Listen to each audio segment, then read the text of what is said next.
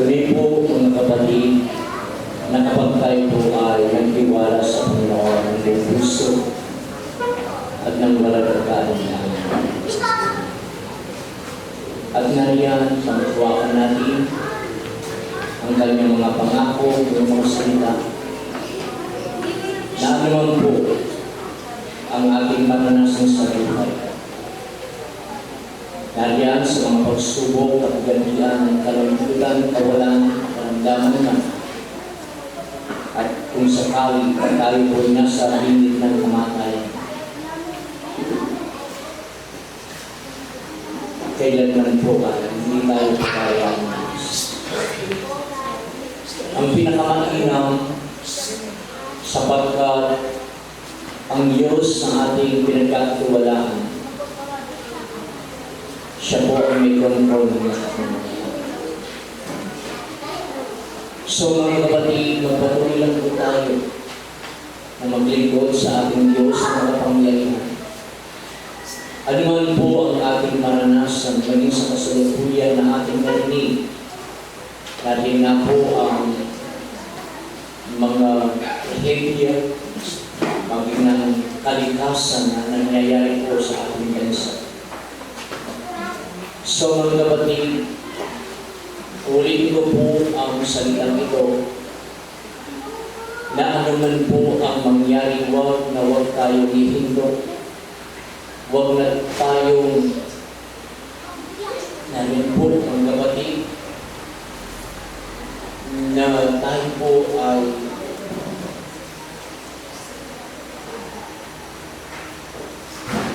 tumalikot. Kundi sa ating na ating naranasan at nagigitian, patuloy din po tayo manalig at magtiwala sa Kanya.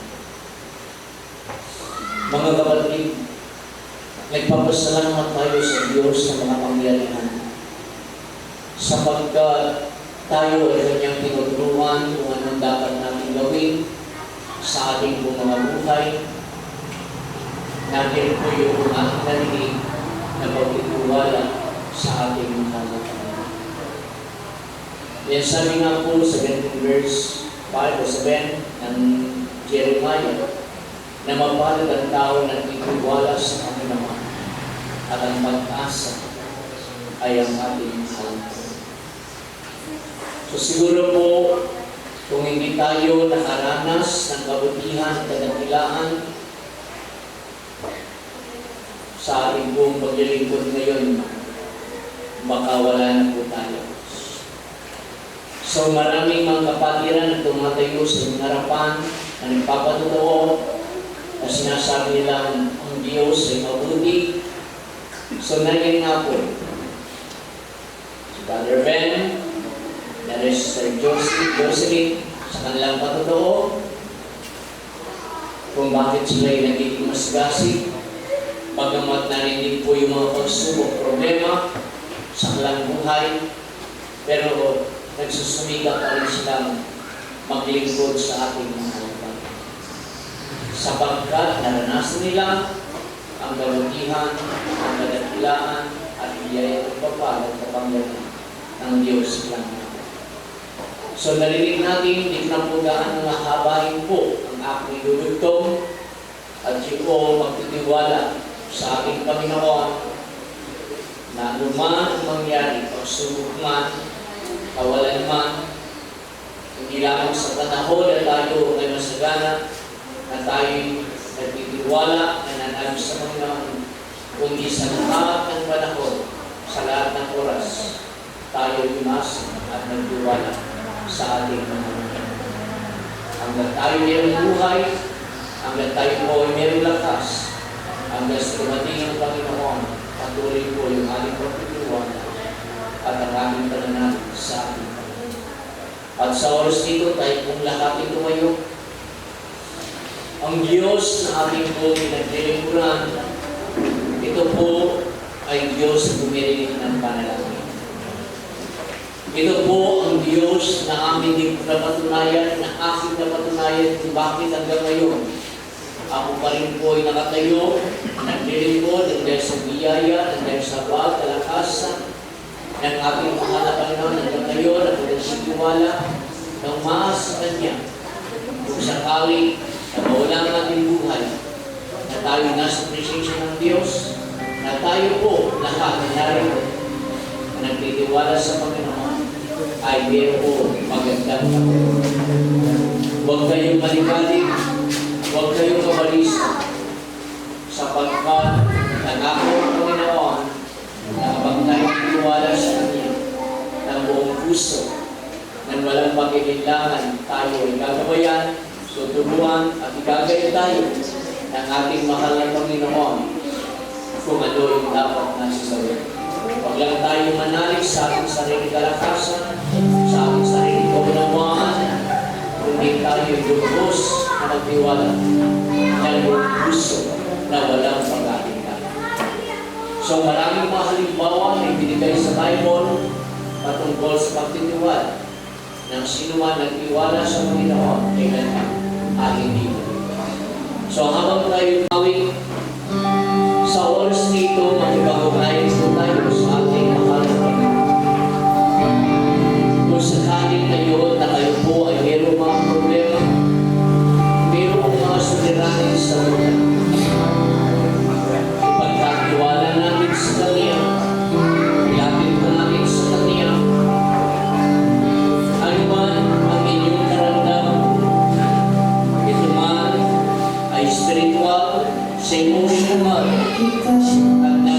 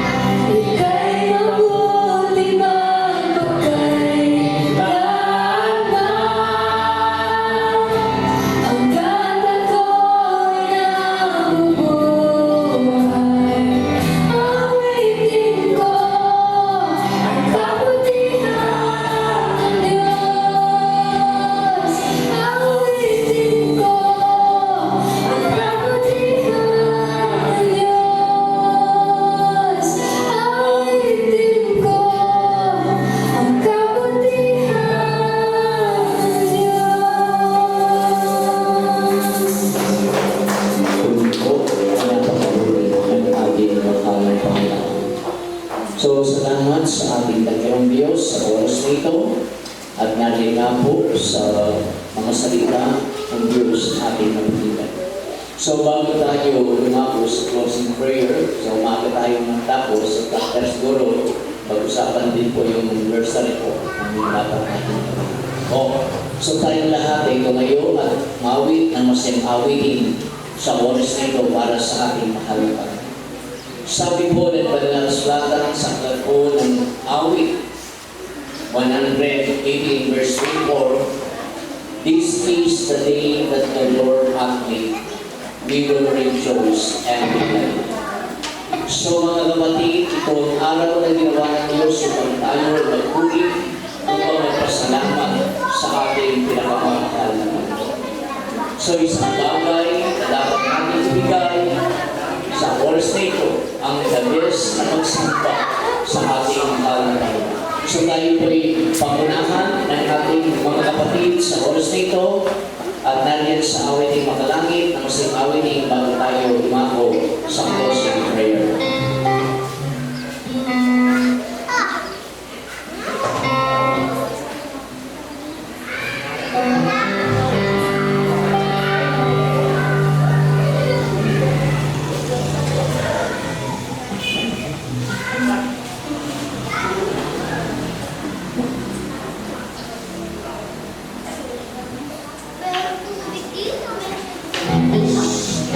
Ah!